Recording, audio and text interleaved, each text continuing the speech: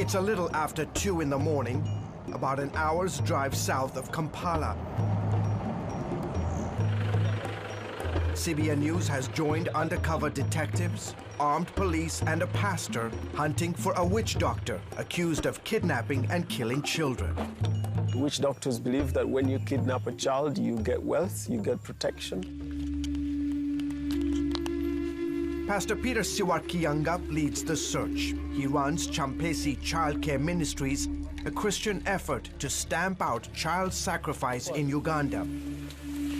He describes the witch doctor's brutal ritual. When they get a child, most times they cut the neck, they take the blood out, they cut the genitals or any body organs that the spirits want.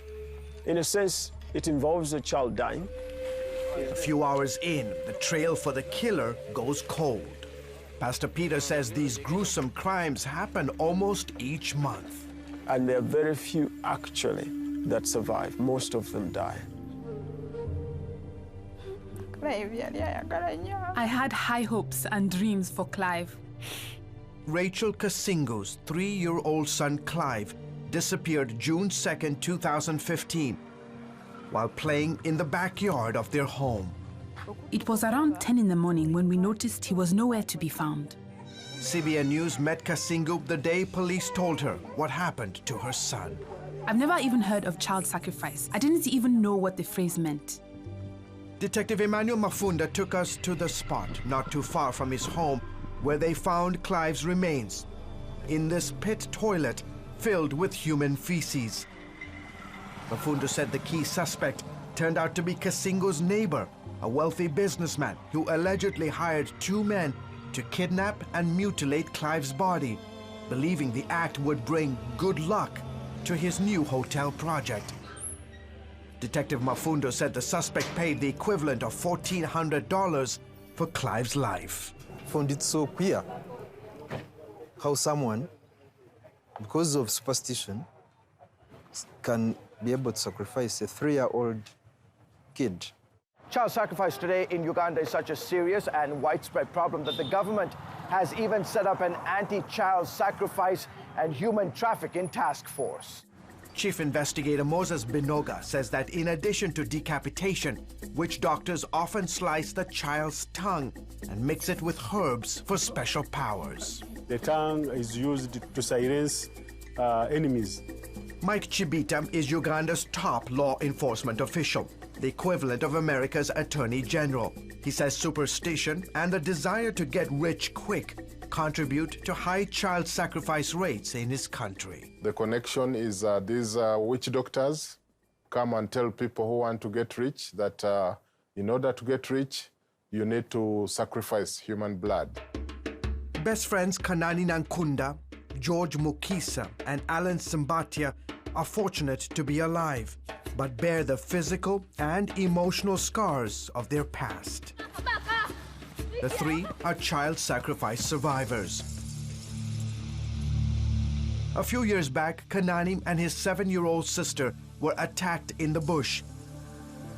He has a 10-inch scar on the back of his neck where the witch doctor tried to drain his blood. I fainted, and when I regained consciousness, I found my sister dead with her head missing. 2 men attacked Alan Simbatia on his way home from school. I tried to scream for my parents, but my voice was not strong enough for them to hear me. They stabbed his neck, sliced his head with a machete, then castrated him. Alan remained in a coma for 2 months after his miraculous rescue. George Mukisa's mother found him lying in a pool of blood after a man castrated his privates with a blunt knife. Doctors had to reconstruct his genitals with skin grafted from his forearm. The boys say they encourage each other to look past their physical challenges. God is helping us in many different ways. When we think about what happened to us, we just pray and ask God that this would never happen to anybody else. The 3 boys are now under Pastor Peter's care. Champesi Child Care Ministries is the only organization in the country providing long-term financial and medical care for survivors of child sacrifice. We want to see that the life of a child who has survived is supported, that they are socially able to stand and heal from the injuries, and that they can have a life after that. Rachel Kasigo says life without Clive will never be the same.